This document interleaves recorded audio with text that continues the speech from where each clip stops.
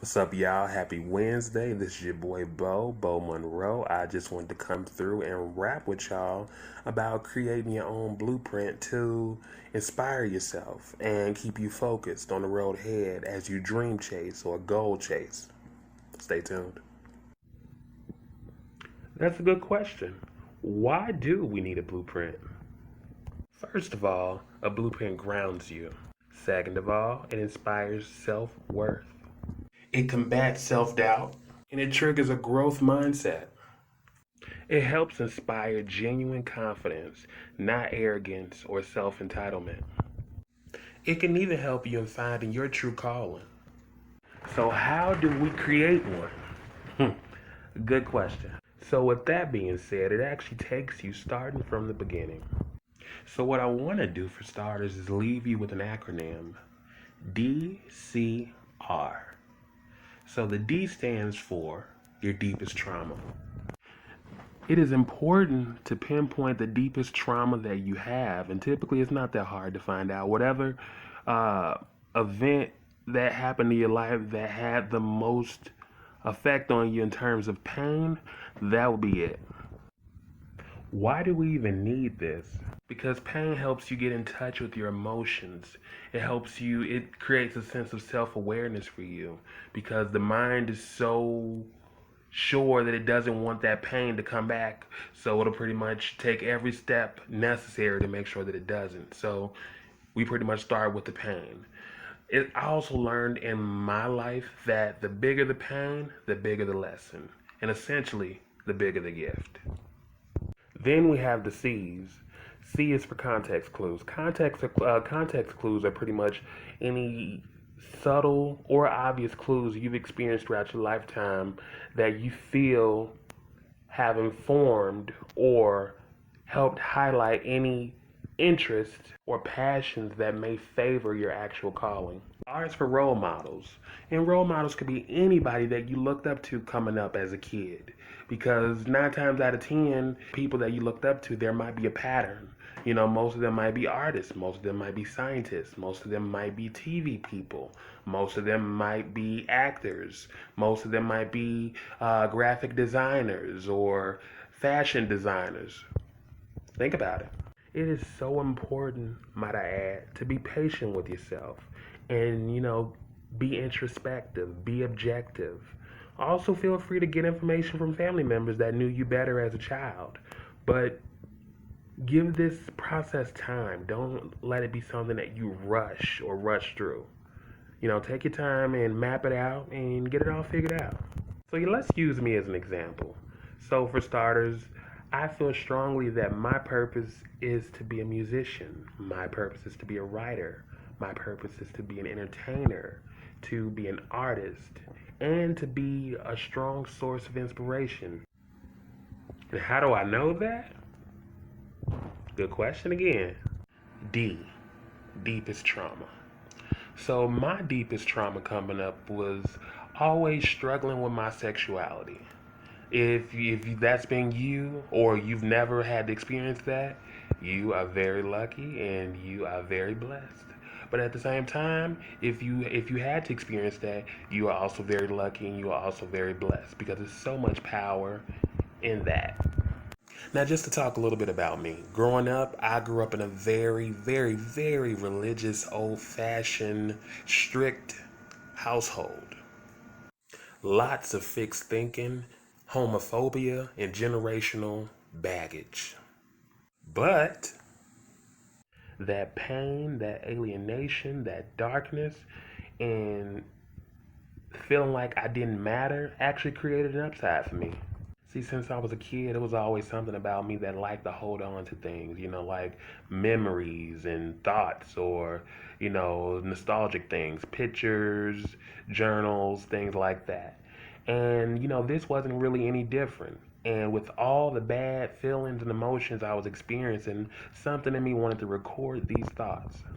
Now, growing up in a house full of kids and people, there wasn't any privacy. So, I always thought, well, I went through the trial and error of having journals, but so many times, people found them, ridiculed me and all that other stuff. So I, became a little craftier.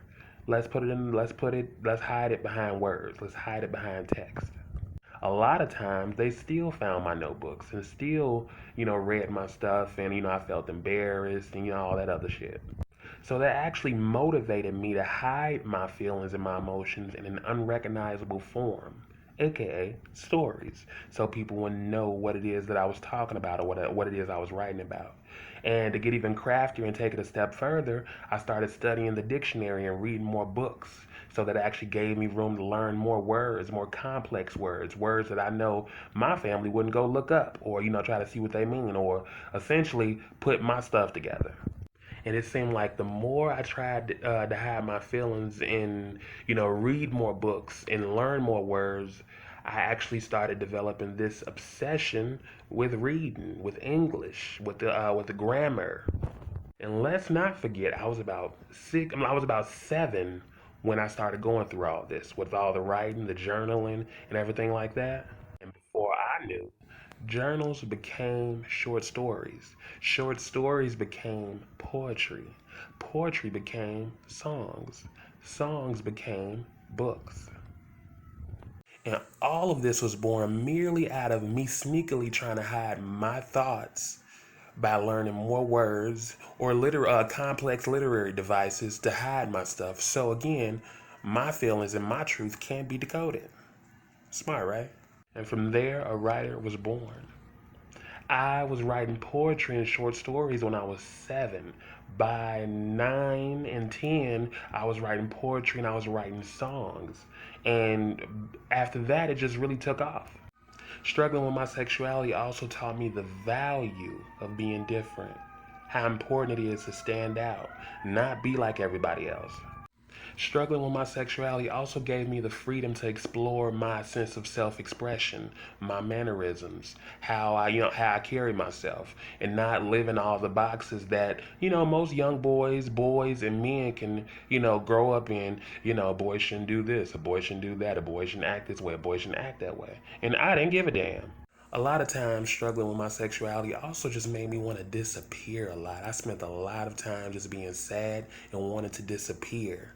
And when I was like about 5 or 6, I just remember music being the easiest and quickest way for me to disappear whenever I wanted to. Whenever I just wanted to go away in my mind and hide out, that did it for me. It was honestly my equivalent of the Holy Ghost, and I've never had the Holy Ghost to my knowledge. Music always also gave me a home base in terms of needing people to relate to. I connected with rhythm and blues all the time because a lot of the songs always sounded so sad. And it just connected with a lot of how I felt, just, continuous bouts with depression at that time. But it gave me something to look forward to. Like, I'm not the only one feeling this way. It's lots of people that are feeling this way for whatever reason, but we all get sad. Music was also the most authentic, most imaginative, most magical place ever. I could tell myself so many different stories. I could make up so many different stories. I would sit around all day and try to come up with my own interpretations of what I thought people were talking about in their songs as a child. A lot of that practice and ammo gave me all that I needed as a writer to write songs, to write stories. Music made me believe in magic and it made me believe in goodness. Since I was a kid, I've always felt my emotions so deeply. And I always just thought it was something wrong with me. In my experience of feeling like I grew up in a family of emotionally unavailable people, I just always felt like the eyeball because I was the only one to my knowledge that really, wanted to express myself, express my feelings, but that always made me corny or, it made me sensitive or it made me weak. And again, things that boys typically don't do or shouldn't be. And music just gave me a place to belong. Context clues. Since I was a kid, me and my family, we always went to church. We never missed a Sunday. And it took me to get to like about maybe 8 or 9, and I realized I loved going to church for the choir way more than anything else. It was just something about hearing the combination of voices and the different melodies and just their ability to make people feel things. And again, I felt my emotions so deeply, and that was the only way that I can really get to the underbelly of all that emotion and just bask in that. For a long time, it always felt like a curse, but as I got older and older, music showed me that was a great thing. It was a fantastic thing. Feeling too. I also come from a musical family as far as my mother's side is concerned. You see, my grandma, my aunt, and I have several cousins who all sing in addition to myself. But my grandma was definitely the bulk of where it started for me. You see, my grandma, she was in several music groups, gospel groups, but several music groups, and she used to sing all the time around the house. I would love to go over my grandma's house all the time just to be with her, to hear her sing, the Canon spirituals, the Mighty Clouds of Joy.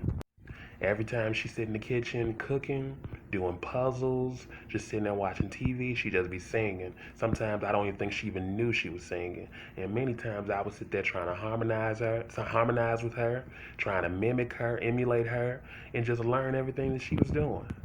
And since I was a little boy, she used to always get me and, a bunch of my cousins. It was about maybe about a good 4 or 5 of us together. And, she would definitely put us all together and teach us songs, teach us how to sing, direct us, instruct us, give us our notes. And, all this was barefoot. We didn't have any pianos or anything. It was just she always knew everybody's key, how to get everybody in line. And I love that time. It's just some of my fondest memories of her. I miss her dearly. And you see, I always had the desire to sing, but growing up in my family, they operated with the mentality of either you got it or you don't. And, I struggled with confidence for a long time because, I'm not going to lie. I actually have a cousin that's a little bit younger than me growing up, and I spent a lot of time being jealous of him because he could sing in a way that I couldn't. He could steal everybody's attention in a way that I couldn't yet. But it just, what I'm saying, it just made me sad. But at the same time, it always inspired that thing for self improvement, to make yourself better. Keep working at it. And don't think she didn't see you. And the figure that showed up as jealousy was actually motivation to make me improve. Clues. Let's not forget, my dad is a bass player. Now, me and my father have never really had a great relationship, but I also understand we're very different people, but we also have a lot in common. Music was the only thing that, to my knowledge, that we really had in common and where we can relate. I would sit up night after night, time after time, listening to him play some of everything from Anita Baker to different church songs, James Brown, just some of everybody. And with him being a guitar player, that taught me a lot about rhythm. It taught me a lot about phrasing. It taught me a lot about personality and playing around with notes and being creative that way. And I had that at home all the time. He played for our church, but he also had groups that he played with too. And again, just seeing that form show up, and show up in my life again, it just gave me an inspiration of this is what I want to do. This is what feels like home for me. I also remember the first time I saw Sister Act 2. And that was my introduction to Lauryn Hill, and I was a shorty, like I was a kid, like I had to be like about 6 or 7, and His Eyes is on the Sparrow. I never forget it. It's definitely one of the first songs I learned as a kid. It's so easy, but more so Joyful Joyful, both of them really. But it's just the way that Lauryn Hill expressed herself, the way she used her emotions, and she painted the air with her blood. That's the way I see it. She painted the air with her blood. She just had a way of getting the music out of her in a way I've never seen. And that was the catalyst. That was the trigger. That was the very thing. That was the final sign that I needed, that this is what I want to do. I want to do that. I'll do that for free. That's how I want to make money. And it made me want it so badly. Like, even to this day, I've never wanted anything as badly as wanting to be able to sing the way she did in that movie. Don't worry, more context clues. So growing up in my house, I would hear my mom always say a lot, you got to get a real job. You know what I'm saying? You can't make, you know what I'm saying? You can't live off that. You know, my dad worked a lot. He worked hard, but he did music on the side. And, you know, I always heard a lot of, you know what I'm saying? You need to get it up. You can't do that. That ain't going to make no real money. That ain't no real job. And, you know, that kind of thing. And then for a long time, it just impressed upon me that you can't live your life with a creative career, you know, doing that kind of thing. And it had moments of making me give up and just wanting to do things their way in terms of just getting an education and growing up and having a family and having kids and just doing all that blah, blah, blah. Which I don't have nothing against nobody. It just wasn't the way that I wanted per se. Right, not right off top anyway. But for a long, long, long, long time, and I'm talking maybe just in like the past previous years, maybe the past few years or so, my family is just now starting to recognize my skills and recognize my gifts. And at first, it was a little disheartening, but at the same time, you have to understand when the universe is trying to keep you hidden from things. You know, when you're being hidden, you have that element of being underestimated. And when you show up, you show the hell out. Yeah, but with all the years of experiencing my family not believing in my dreams or believing in me as a singer or believing in me as a musician, again, I'm a rebel, and I don't like to be controlled. I don't like people to tell me what I can and can't do either. It's been that way since I was a kid. But I don't like people to tell me what I can't do because I'm in charge of me. And so for as long as I can remember, what everybody, you know, everybody naturally just wanted me to be a bookworm, be a nerd, but I couldn't necessarily be a creative person or be a creative and be a bookworm. I had to be one or the other. You do the math. But for a long time, I was getting met with a lot of that resistance, and it just made me drive even harder on the things that I wanted to do. Yeah, but with all the years of experiencing my family not believing in my dreams or believing in me as a singer or believing in me as a musician, again, I'm a rebel. And I don't like to be controlled. I don't like people to tell me what I can and can't do either. It's been that way since I was a kid. But I don't like people to tell me what I can't do because I'm in charge of me. And so it's for as long as I can remember what everybody, you know, everybody naturally just wanted me to be a bookworm, be a nerd, but I couldn't necessarily be a creative person or be a creative and be a bookworm. I had to be one or the other. You do the math. But for a long time, I was getting met with a lot of that resistance, and it just made me drive even harder on the things that I wanted to do. That same energy is the energy that led to me getting a scholarship to sing classical music graduating from high school at Jackson State University. Just a quick fact. I feel a lot of my message and power in being an artist is to definitely empower other people, definitely drive home that thing of, you know, reminding people and encouraging people that they matter, you know, connecting dots very quickly or recognizing people's motivations very quickly, even if I don't know them or haven't known them long. You know, just being able to ask pointed questions to gauge who they are, focus that information, and turn it right back around and then encourage the hell out of them. And before you know it, you believing in your own dreams. But yeah, that just inspired a lot of who I am and who I always felt my message was. You know, growing up, I always felt that thing to be very loving and, you know, compassionate and just affectionate to people. You know, giving people compliments and buttering people up, if you will, or manipulating people into believing into themselves or, you know, putting themselves first. You know, just knowing that you count. You do make a difference and you're supposed to be here. And nothing else really, you know, highlighted that or brought that to the surface for me, except, uh, so pretty much when I was born, I was adopted at birth. You know, my mother gave my brother and I up, and when I was adopted at birth. And you know, I found out when I was 7, you know, from a cousin who was trying to maliciously hurt me, you know, with the information. But I found out when I was 7, and it pretty much wrecked my whole world. And during this time, I'm definitely just, you know, feeling the heat because, again, you know, just a lot of what I was going through in my family at that time. When I found out that I was adopted, in my head as a kid, it made me feel like, all this was happening because I'm adopted and I don't really belong to y'all, and maybe y'all resent me for being here. I kind of had to make up a lot of responses and lots of things on my own. Honestly, I felt that I spent a lot of time just wanting to die, just wanting to disappear, just wanting to run away, and lots of things like that. But at the same time, I also spent a lot of time just feeling like I didn't matter.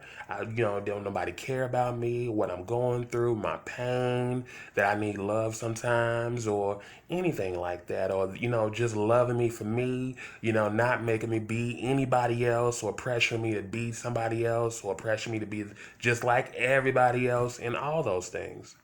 So, in being an artist, that kind of pain touched me deeply, but it also informed the decision that I always, in my music, in my writing, in my art, in anything, in my speaking, I always want to address people that, even as adults or kids, feel like they don't matter or don't have the attention that they need, or, not having somebody remember their birthday or remember that they have a special event, a graduation, or anything coming up, that feels forgotten about. Because, lots of time I felt forgotten. So those kind of things always make me want to remember other people or go the extra mile and remember personal things about them to make them feel special. As a kid, I was always the one that could remember everybody's birthday, or I always remember, so and so has a graduation coming up, or so and so has a thing here, so and so has a thing there, just on a random day I could pop up. Today is Uncle so and so's birthday, or today is cousin so and so's birthday. And everybody be like, huh? What? Huh? What? How you remember that? How you know that? And I only heard them say it one time. I could have heard them say it one time years or so ago, but I've always had a great memory. And I always trained my memory to be good. Lots of people, I don't have a good memory and all that. I never fell for that. I have a wonderful memory and it's only getting better. But again, I wouldn't have been able to get in touch with none of these feelings had I not been adopted to be able to connect and embrace with those things. So even though that came with a lot of pain, frustration, and darkness, it was just infinite upsides and things to empower myself, because it's way better and easier and healthier to empower yourself with that darkness than to allow it to poison you, make you bitter, have you angry. Because I spent a lot of time being angry. I spent a lot of time being angry and just feeling overlooked, like no one cared, or keep it to yourself, or because you come from people that hear what you have to say is you need to improve, or you didn't do enough, or being ungrateful, as opposed to just having actual conversations and just giving you the opportunity or the platform just to express yourself and communicate in a healthy manner that's conducive to everyone feeling included and everybody feeling like they matter. Lastly, role models. Stay with me now. Now, growing up, I always paid attention to the people that I thought were special, or that I thought were speaking specifically to me in whatever form of artistry they were administering, whether that was music, whether that was writing, like books or poetry, or speaking, or TV personalities, radio, all of those things. I paid attention to the people that inspired me on a consistent basis. They had the ability to touch me like that. It just made them close to me. And as a little boy, I always looked at them as my family, because that's what family's supposed to do. That's how family's supposed to look out, and family's supposed to empower you and uplift you that way. So, from afar, I always called them my family. I always made up stories. Got my cousin on TV again. I always looked up to people like the Jackson 5, or Tina Turner, or the Supremes, Drew Hill, the Temptations, the Miracles, some of everything. It's like, my cousin's on TV again. There go my uncles, there go my daddy brothers, and just telling myself stories and still keeping it creative and being imaginative, but just idolizing these people and not realizing I was calling them tribe. That's a good question. Why do we need a blueprint? For a long time, I always looked up to people like Bill Cosby or Denzel Washington, or, Les Brown, Tyler Perry, or even Oprah. As a kid, it was so hard watching Oprah in my house because everybody had their thing about Oprah. Men don't watch Oprah. Oprah just for women. And it's just like, again, just the fixed thinking, just so many boxes. So many boxes. And so many boxes just to, just to keep you in one place and all that. But I used to have to sneak and watch Oprah, and she used to have so many different segments and shows that just spoke to me, because usually she was speaking about self-improvement or spirituality or, literature, good books and different things to read. So, I always check in my library for any books that she was talking about. Read this book, Toni Morrison, Maya Angelou, Zora Neale Hurston, James Baldwin, Langston Hughes. The story goes on. And it's just like, as I got into reading more and more stories, I started creating this library of stories, and I started getting better at manipulating information and literature, and, being able to put it into my songs or short stories, and just really making it work for my betterment and other people's betterment, to be of service. Because honestly, none of this artistry makes no difference if you're not going to be of service to anybody with it, if you can't empower or touch anybody with it. But yes, even as a kid, I was able to realize that I always related or connected with musicians or authors and writers or speakers and actors. And ultimately, again, just another way that comes back to me being what? A musician, a creative, an artist, a writer, an entertainer. And to just go back again, because I want to set the record straight that I don't have a bad family. Definitely a great family. I understand that when we coming up and when we raised by certain people, certain things are likely to come, go down the line, and we pass to our kids pass to their kids pass to their kids. And I know a lot of the things that I experienced as a kid was lots of unhealed, unaddressed trauma and brokenness. And it took me a long time to forgive them for that, but I do understand. You know, we all have our crosses to bear that way. But I am very much so appreciative that they were the people that they were to me. They were, it wasn't always the nicest, the warmest, or anything like that a lot of the time, but they gave me the passion and drive and information to know that how you treat people matters, and it's important that we all know and know all the time that we deserve the space that we occupy being here, and that you being here isn't an accident. It's not by mistake. You're here because you're supposed to be here. You're here because you have a gift to bring, a message to share. So they definitely got me very in touch with that. All of that made me so emotionally intelligent as a kid. Like, I was so wise beyond my years as a child. I definitely knew things or noticed things and observed things, connected dots, and lots of things that, 6, 7, and 8 year olds shouldn't be connecting. But with me getting that experience, it would be necessary for me as an artist and my ability to be able to relate and touch people. But that's enough about me. That is how you find your blueprint.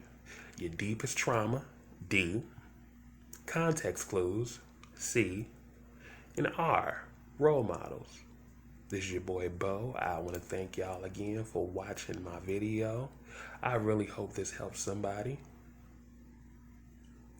But other than that, thank you again for watching, and y'all enjoy the rest of your day. Peace.